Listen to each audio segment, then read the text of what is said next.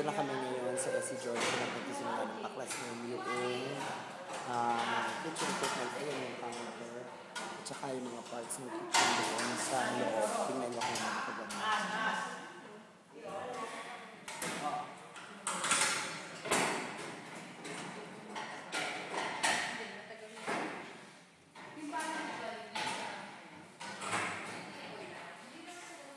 Ayan pa yung isa.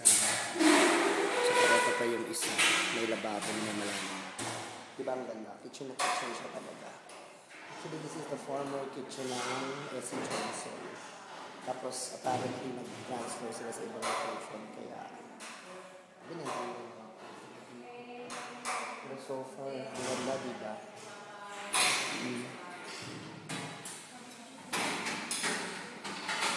Ayan pa. Ayan si mami ko kasi dahil nagpag-usap ko Alice yung asawa niya.